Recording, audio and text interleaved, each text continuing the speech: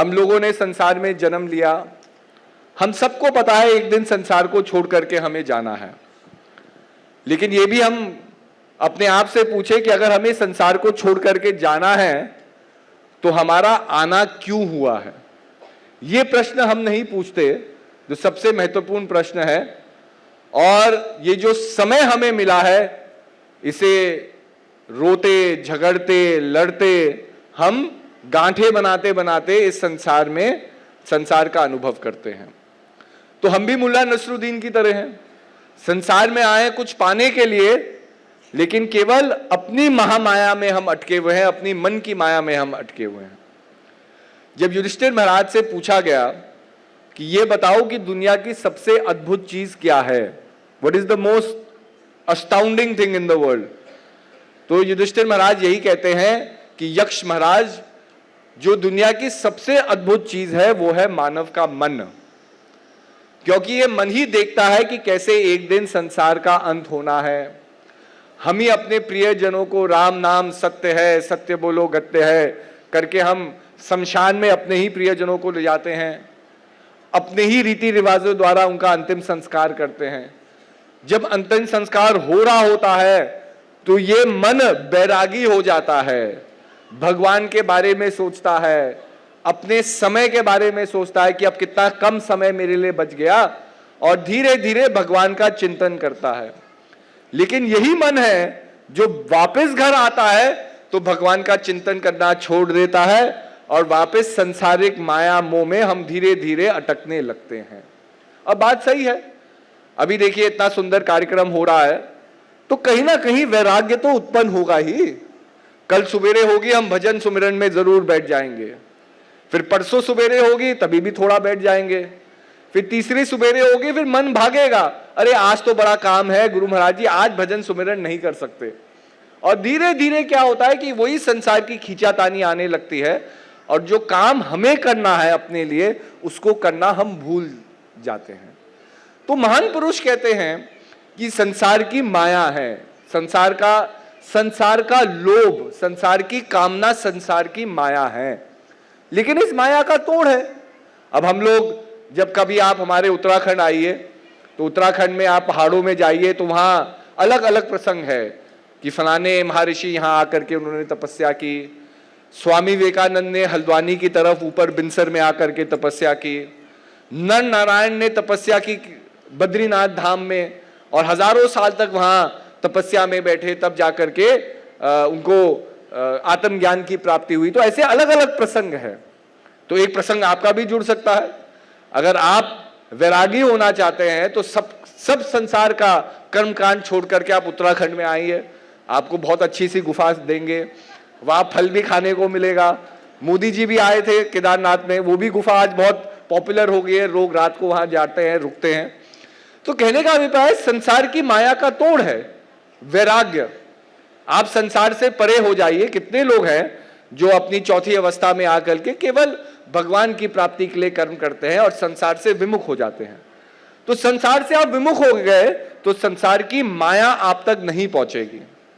लेकिन हमारे महान पुरुष कहते हैं कि अगर आप संसार से वैराग्य लेकर भी हिमालय की चोटी पे बैठे हैं और आपका मन संसार का चिंतन कर रहा है, तब आप क्या करेंगे? तो संसार की माया से बढ़कर है हमारी मन की माया, जिसको महामाया कहा गया। और कहीं ना कहीं हम इस मन की माया के अधीन ही अपने जीवन को जी रहे हैं।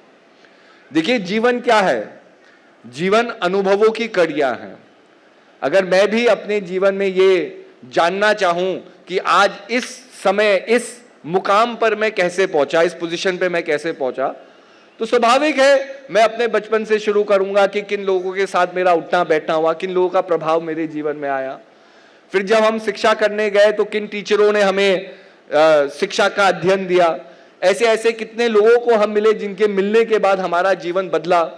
तब जाकर के हम अलग अलग अनुभवों की कड़ियों से ही तो जोड़ जोड़ करके आते हैं कि इतने अनुभव जीवन में मुझे मिले, इसीलिए आज मैं हूं जो मैं हूं। तो जीवन में अनुभवों की कड़ियां हैं, लेकिन अनुभव अपने आप में क्या है?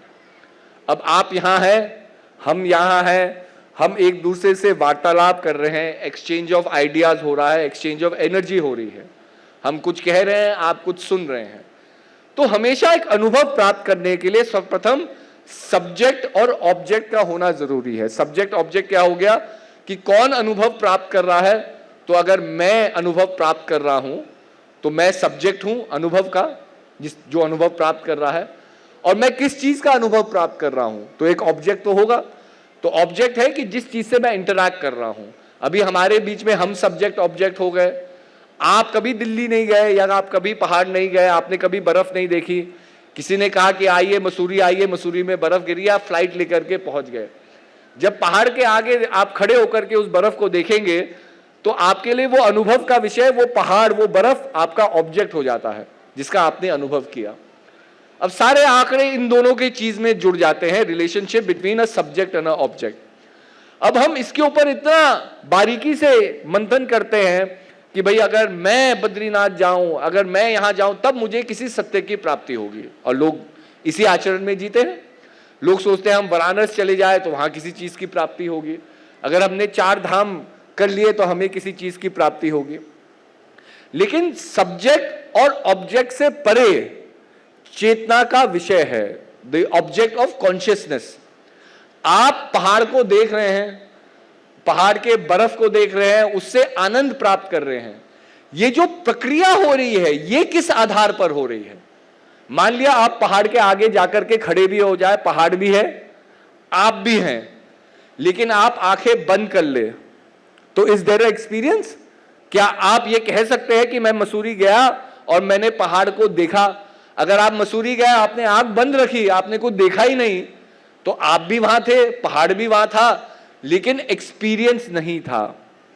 तो महान पुरुष समझाते हैं कि ठीक है, आपका होना शेष है, संसार में और चीजों का होना शेष है, ये तो हमेशा रहेगा ही रहेगा, लेकिन आपके अंदर एक चेतना है, एक कॉन्शियसनेस है, एक स्पार्क ऑफ डिविनिटी है, एक चैतन्य ब्रह्म का एक अंश है।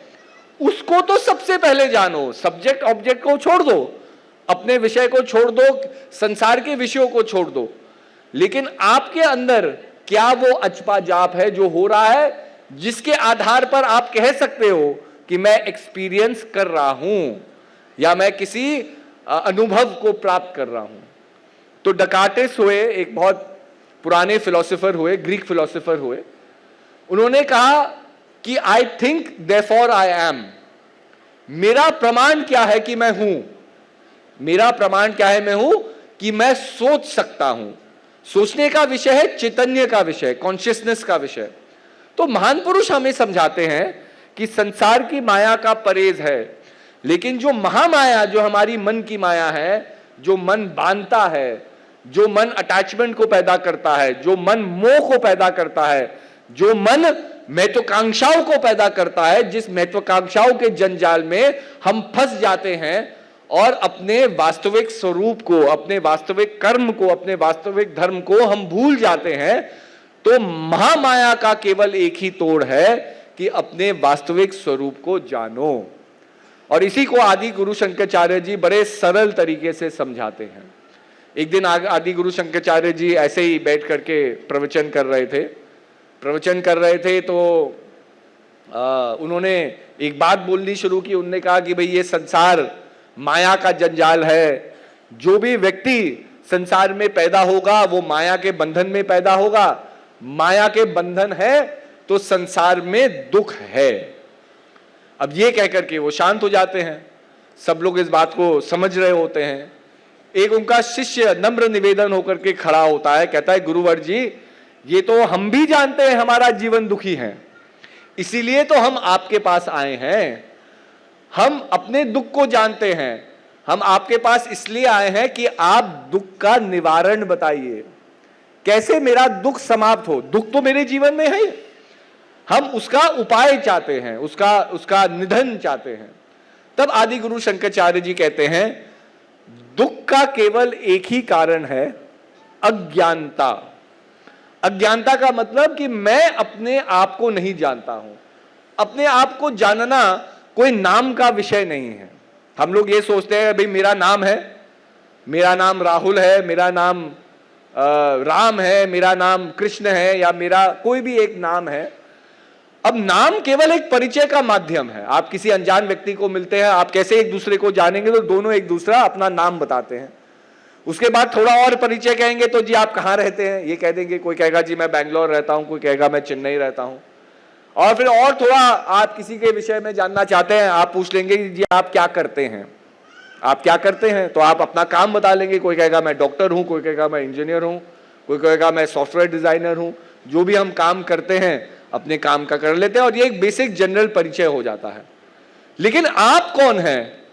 आप अपने नाम, अपने काम, जिस स्थान पे आप रहते हैं उससे तो बढ़कर है ना। तो केवल इन 3 चीज को बताने से क्या दूसरा व्यक्ति आपके सर्वस्व के बारे में, आपके होल के बारे में थोड़ी जानेगा कि आपका पूर्ण स्वरूप क्या है। ये तो केवल एक परिचय है।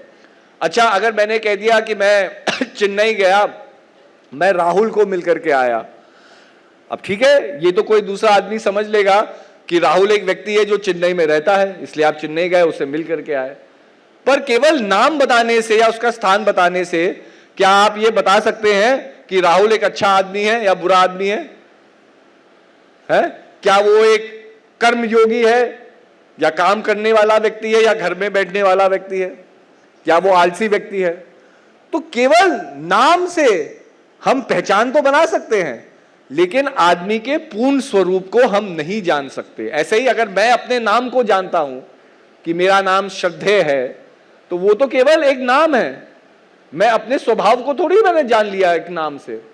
मेरे अंदर क्या गुण है, अवगुण है, मेरे अंदर क्या मेरी महत्वाकांक्षाएं हैं, जो अब नहीं, जो आने वाली भी हैं समय के साथ, ये सबसे मैं अपरिचित हूं। इसीलिए अपने आप को न जानना, अपने वास्तविक स्वरूप को न जानना मेरे दुख का कारण है। और अज्ञानता का आदि गुरु शंकराचार्य जी कहते हैं केवल एक ही तोड़ है, वो है ज्ञान। अपने आप के ज्ञान को प्राप्त करो, अपने आत्म ज्ञान को प्राप्त करो। महान पुरुषों ने बड़े सरल शब्दों से जो सत्य है उसको, उसकी व्याख्या की। लाओ त्सु हुए, एक चाइनीज फिलोसोफर हुए, उन्होंने बड़े सुंदर शब्दों में कहा, उन्होंने कहा the word that is spoken, जो शब्द जिसका उच्चारण हो रहा है, the word that is spoken can never be true, and the word that can not be spoken is always the truth. कि जिस शब्द का हम उच्चारण कर रहे हैं वो कभी सत्य को नहीं बता सकता कि सत्य क्या है, लेकिन एक ऐसा शब्द है जिसका उच्चारण नहीं होता है, वो आपको बताएगा जीवन में सत्य क्या है। अब ये थोड़ी कंफ्यूजिंग सी बात लगती है। हमने जो भी सनातन धर्म के बारे में जाना, स्पिरिचुअलिटी के बारे में जाना, वो हमने या किसी को सुनते हुए समझा, हम प्रवचनों में गए, सत्संग में गए, किसी को टीवी में हमने बोलते हुए देखा, तब हमने स्पिरिचुअलिटी को समझने का प्रयास किया, या हमने किताबों में पढ़ा। भाई हम गीता पढ़ते हैं, रामायण के प्रसंग पढ़ते हैं। पहले हम छोटे थे, पंचतंत्र कथाएं आती थी जो जानवरों के जीवन से रिलेटेड थी, लेकिन जो जीवन की मोरालिटी है उसके बारे में हमें बताती थी कि भाई वो खरगोश भागा, खरगोश के अंदर बड़ा अहंकार था कि वो तेज था, वो कहीं आराम करने बैठ गया, पीछे से कछुआ धीरे धीरे चलते आया था, उसके अंदर कोई अहंकार नहीं था क्योंकि वो तो धीरे ही चलता था, उसके लिए तो पूरा जीवन ही बड़ा सौम्य और बड़ा स्लो जीवन था, लेकिन वो कंसिस्टेंट था, तो वो चलता गया। खरगोश जो अहंकारी था वो सो गया, और सोते सोते क्या हुआ कि जब वो उठा तो खरगोश तो, कछुआ तो अपनी मुकाम पर पहले ही पहुंच गया था, तो जो तीव्र था, जो अहंकारी था, वो रेस को हार गया। तो ये एक मॉरल स्टोरी है कि जीवन में अहंकार को ना रखो, जीवन में सौम्यता रखो, जीवन में अपना दृढ़ संकल्प रखो, तब आप अपने लक्ष्य तक जरूर पहुंचेंगे। तो ये मोरालिटी का एक कंपस था जो हमें बताता था। अब ये भी किताब में हमने पढ़ा। अब यहां लाओ त्सु कह रहे हैं कि जो हम पढ़ रहे हैं वो तो सत्य है ही नहीं, और जो हमने पढ़ा नहीं है, जो पढ़ा नहीं जा सकता, वो सत्य है। अब इसको कैसे समझा जाए? तो महान पुरुष हमें समझाते हैं। अब मैं आपको एक उदाहरण देता हूं। अभी तो ठंडी का समय है, हमारे आपके यहाँ तो ठंडी होती नहीं, हम तो नॉर्थ इंडिया से आ रहे हैं, तो वहाँ अभी दिल्ली में बड़ी ठंड है। अब ठंड में किसी को आम खाने को नहीं मिलता, लेकिन चर्चा तो आम की हो सकती है। अब मान लिया मैं दिल्ली जाऊं और मैं कहूं कि मैं चेन्नई में आम खा के आया हूं, तो जिस आदमी से मैं वार्ता करूंगा उसके मन के अंदर जैसे ही मैंने आम शब्द का उपयोग किया, अब आम मैं क्या खा के आऊं, वो तो चेन्नई में खत्म हो गया आम, उसका तो वर्चस्व रहा नहीं। लेकिन उसके बारे में मैं बताऊंगा तो मैं कहूंगा अरे मैंने बहुत अच्छा आम चेन्नई में खाया। अब मैं जिस आम की बात कर रहा हूं वो तो खत्म हो चुका है, वो तो मैंने खा लिया। लेकिन जिसको मैंने बताया आम के बारे में, उसके मन के अंदर तो एक नई आम की आकृति बनेगी, पर वो आम तो है नहीं जो उसके मन में आ रहा है, जो मेरे मन में आम है। तो आम तो शब्द का मैंने उपयोग कर दिया, लेकिन अलग अलग अनुभव द्वारा, अलग अलग मंशाओं द्वारा वो नाम अलग अलग अनुभवों को अलग अलग व्यक्तियों में पैदा करेगा। मेरा आम कुछ और है, आपके मन के अंदर आम की जो आकृति आ रही है वो कुछ और है। किसी व्यक्ति को आम पसंद नहीं है तो उसके मन के अंदर जो भावना पैदा होगी वो तो कुछ और ही पैदा होगी। तो कहने का अभिप्राय है कि शब्द जरूरी नहीं है कि शब्द हमें बता दे कि जो शब्द वो भावना पैदा करेगा वो क्या होगी। इसी के लिए एक अजपा जाप है जिसके बारे में स्वामी ब्रह्मानंद जी कहते हैं, निरंजन माला घट में फिरे दिन रात, ऊपर आवत नीचे जावत श्वास श्वास चल जात, और संसारी नर समझे नहीं वृथा उमर बिहाद, निरंजन माला घट में फिरे दिन रात। कि एक निरंजन माला आपके अंदर, एक अजपा जाप हो रहा है, बिना जपे हुए जाप हो रहा है कि श्वासों का आना हो रहा है, श्वासों का जाना हो रहा है। और संसारी नर समझे नहीं वृथा उमर बिहाद, की पूरी उम्र निकल जाती है इस साधारण सी बात को समझते हुए कि वो निरंजन माला तो हमारे घट के अंदर ही फिर रही है। लेकिन उस माला को छोड़ते हुए हम संसारिक चीजों में अपने मन को लगा देते हैं और वो महामाया को क्रिएट करती है। हम संसार में ढूंढ रहे हैं कि वो नाम कहां हमें मिलेगा, वो ज्ञान क्या मिलेगा जो हमारे दुखों को कम करे, लेकिन हम नहीं जानते कि वो अनुभव हमारे अंदर ही है। तो इस बात को समझाते समझाते आदि गुरु शंकराचार्य जी कहते हैं, तत्त्वम असि अहम ब्रह्मासि। तत्त्वम असि, कि तुम जिस चीज को खोज रहे हो वो तुम्हारे अंदर ही है। अहम ब्रह्मासि, तुम्हारे अंदर ही ब्रह्म की शक्ति है। अब वो शक्ति को कैसे जाना जाए, तो सबसे पहले थोड़े अपने इस चंचल मन को, इसको थोड़ा नियंत्रण में करना होगा। देखिए मन का काम क्या है, मन का काम है सोचना। बहुत लोग कहते हैं अरे अपने मन को ब्लैंक कर दो तो प्रभु की प्राप्ति हो जाएगी। लेकिन बाबा कभी ये मन जो चलायमान है कभी ब्लैंक हो सकता है? ये तो ब्लैंक तभी होता है जब आप गहन निद्रा में चले जाओ, जब सो जाओ। क्योंकि सोने में भी अगर आप स्वप्न को देख रहे हैं तो तभी भी मन काम कर रहा है, स्वप्न को पैदा कर रहा है। स्वप्न में आप कहीं घूम रहे हैं, स्वप्न में आप कहीं के राजा बन गए, आप निर्णय दे रहे हैं, स्वप्न में आप कहीं पकवान खा रहे हैं, तो कहीं ना कहीं मन तो काम ही कर रहा है, आप मन से परे थोड़ी हो गए। और जब हम जागृत अवस्था में हैं तो इस मन के अधीन ही तो हम अपने जीवन को जी रहे हैं। मन कहता है उठ जाओ, हम उठ जाते हैं। मन कहता है अरे अरे काम पे भागो, हम काम पे भाग रहे हैं। मन कहता है अरे अपने प्रियजनों का ख्याल रखो, हम प्रियजनों का ख्याल रख रहे हैं। मतलब मन से बनाई हुई महत्वाकांक्षा की पूर्ति के लिए ही हम जी रहे हैं। आपके मन के अंदर कोई भी भावना आती है, इच्छा आती है, उसी इच्छा के आधार पर तो आप काम करते हैं। तो कहने का अभिप्राय यही है कि मन हमेशा चलायमान रहेगा। लेकिन भगवान श्री कृष्ण अर्जुन को कहते हैं कि मन को एकाग्रचित करना मुश्किल जरूर है, नामुमकिन नहीं। निरंतर अभ्यास और वैराग्य से ये वश में हो सकता है। निरंतर अभ्यास क्या, कांस्टेंट एफर्ट। ये नहीं कि हम सवेरे उठे, हम 5 मिनट भजन में बैठ गए और फिर मन जैसे भी भगा रहा है हम भाग रहे हैं। निरंतर एफर्ट।